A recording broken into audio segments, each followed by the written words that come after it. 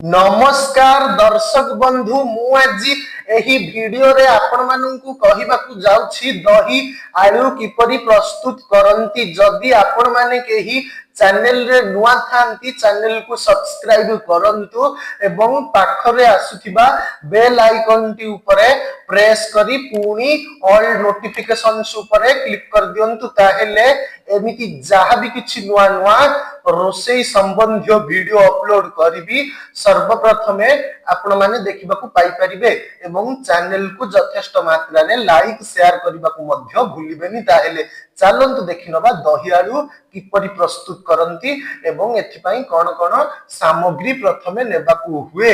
आवश्यक सामग्री आलू 300 ग्राम, दही 200 ग्राम, रसुण बटा 1.5 चामच, जीरा 1 चामच, गोलमरीच 1 चामच, सुखिला लंका 2टा, अदा खंडे छेचा, कंचा लंका कटा 2टा, पियाज कटा 2टा, घियो 3 चामच, हळदी अर्ध चामच, स्वाद अनुसारे लूण और धनिया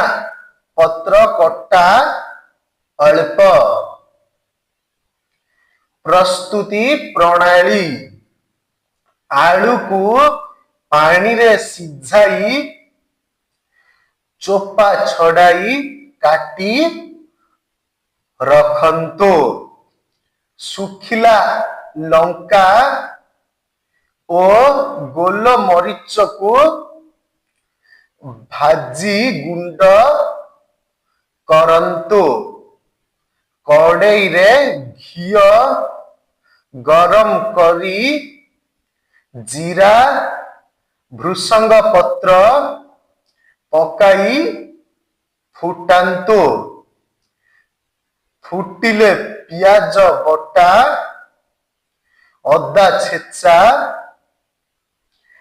कटा लंका पकाई पियाज लाल होई गले रसुण बटा और हळदी लंका गुंड पकाई भाजंतु। सेथिरे आलू और दही फेंटा पकाई फुटाई दियंतु। होई आसिले ओल्हाई आनी लंका और गोलमरीच गुंड